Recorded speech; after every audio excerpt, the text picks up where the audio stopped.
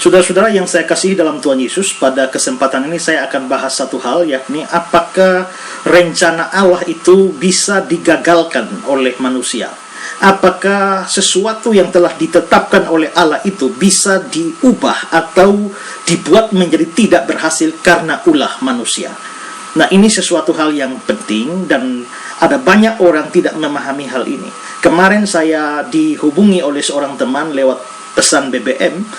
Dia menanyakan, apakah manusia bisa menggagalkan rencana Allah? Apakah manusia bisa mengubah rencana Allah, ketetapan Allah?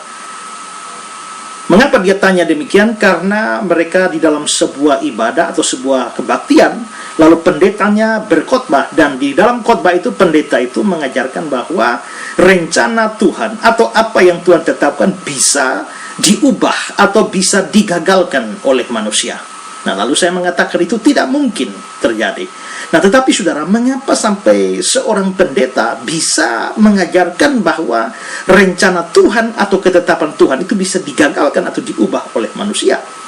Saudara, saya kira kita perlu mengerti bahwa Tuhan atau Allah itu bukan manusia.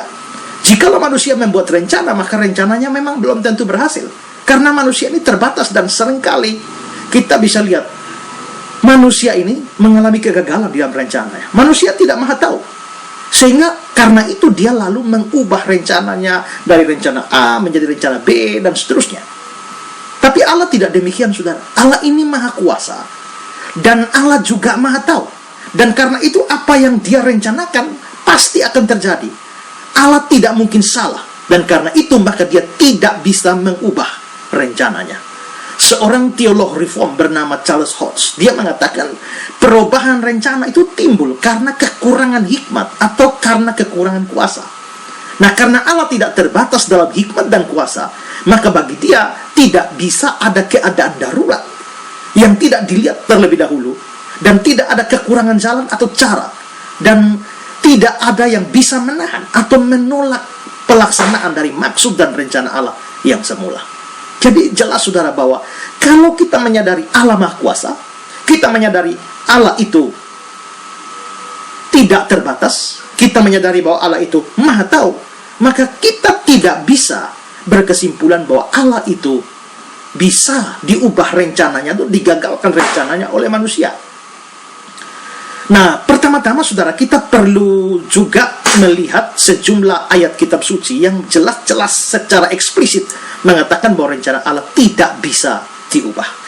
Ayat yang paling menyolok adalah Ayub pasal 42 ayat 1 dan ayat 2. Di sana dikatakan, maka jawab Ayub kepada Tuhan, aku tahu bahwa engkau sanggup melakukan segala sesuatu dan tidak ada rencanamu yang gagal.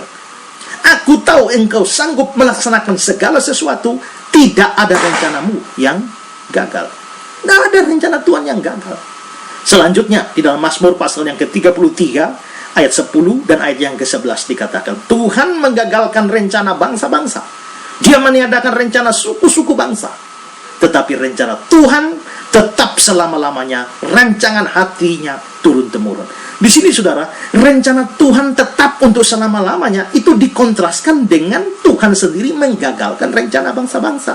Jikalau rencana Tuhan bisa digagalkan oleh manusia, apa bedanya Tuhan dengan bangsa-bangsa yang rencananya bisa digagalkan itu? Jadi di sini kita bisa lihat, rencana Tuhan itu tidak bisa digagalkan. Terus turun-temurun. Juga ayat yang lain yang eksplisit tentang ini, itu ada di dalam kitab Yesaya pasal 14, ayat yang ke-24.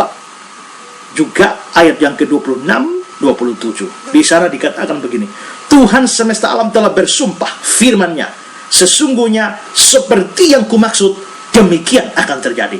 Seperti yang kurancang, demikian akan terlaksana. Itulah rancangan yang telah dibuat mengenai seluruh bumi, itulah tangan yang teracung terhadap segala bangsa. Perhatikan ayat 27. Tuhan semesta alam telah merancang, siapakah yang dapat menggagalkannya? Tangannya telah teracung, siapakah yang dapat membuatnya ditarik kembali? Nah, saudara-saudara, kata-kata di dalam ayat yang ke-24 berarti jikalau sesuatu sudah terjadi, maka itu pasti ada dalam rencana Allah. Jika sesuatu belum terjadi, kita tidak bisa tebak apakah itu rencana Allah atau bukan. Tapi kalau itu sudah terjadi, pasti itu adalah rencana Allah. Jadi, saudara, di sini semua yang terjadi pasti rencana Allah. Karena itu tidak bisa ada rencana Tuhan yang tidak terjadi atau yang digagalkan. Nah, memang saudara, ada yang menentang pandangan ini dengan alasan bahwa di dalam Alkitab pun ada kata-kata lalu menyesallah Allah. Misalnya di dalam Kejadian 6 ayat 5 dan ayat 6, ketika dilihat Tuhan bahwa kejahatan manusia besar di bumi dan bahwa segala kecenderungan hatinya selalu membuahkan kejahatan semata-mata, maka menyesallah Tuhan bahwa dia telah menjadikan manusia di bumi dan hal itu memurkan hatinya. Maka menyesallah Tuhan. Juga di dalam 1 Samuel 15 ayat 11 itu dikatakan, aku menyesal karena aku telah menjadikan Saul raja.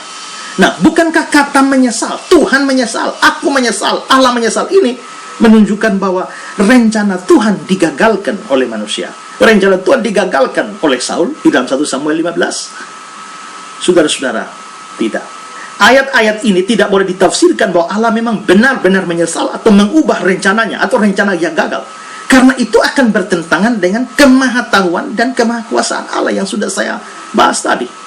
Di samping itu, saudara, itu akan bertentangan dengan ayat-ayat Alkitab yang lain yang mengatakan bahwa Tuhan tidak bisa menyesal. Misalnya, Bilangan 23 ayat 19. Allah bukan manusia sehingga dia berdusta, bukan anak manusia sehingga dia menyesal. Masakan dia berfirman dan tidak melakukan, atau berbicara dan tidak menepatinya?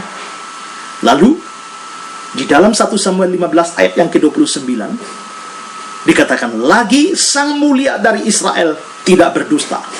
Dia tidak tahu menyesal, sebab dia bukan manusia yang harus menyesal. Jadi yang menyesal itu manusia. Tuhan bukan manusia, dia tidak mungkin menyesal. Lalu Yeremia pasal 4 ayat 28, sebab aku telah mengatakannya, aku telah merancangnya, aku tidak akan menyesalinya dan tidak akan mundur daripada itu.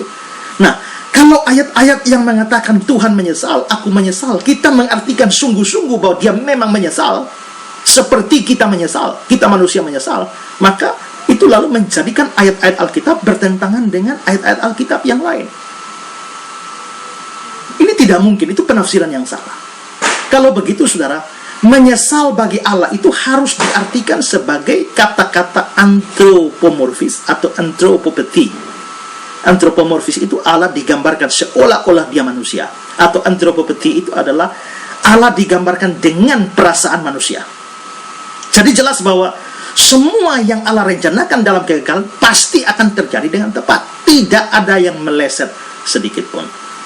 Aku menyesal atau menyesallah Tuhan itu cuma bahasa antropomorfis yang hanya mau menggambarkan pada manusia sesuatu yang terlalu tinggi yang ada di dalam diri Allah yang sukar digambarkan. Terpaksa kita memakai bahasa manusia yang terbatas sehingga lalu dikatakan menyesal Allah.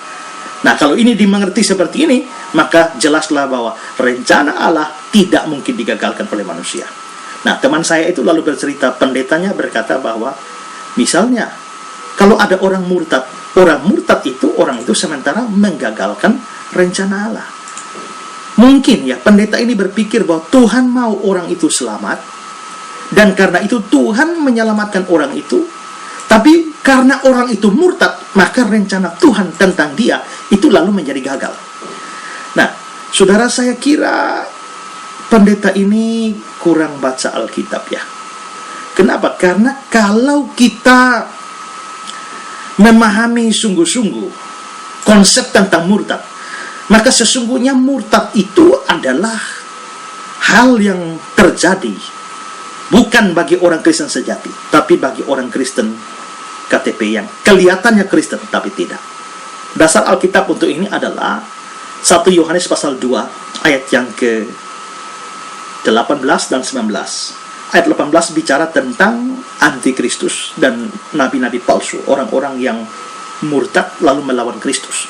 Lalu ayat 19 berkata, memang mereka ini adalah orang-orang yang sudah keluar dalam grup antikris itu. Memang mereka berasal dari antara kita, artinya mereka dari gereja. Tapi mereka tidak sungguh-sungguh termasuk pada kita, artinya biarpun mereka dari gereja, tapi mereka tidak sungguh-sungguh percaya.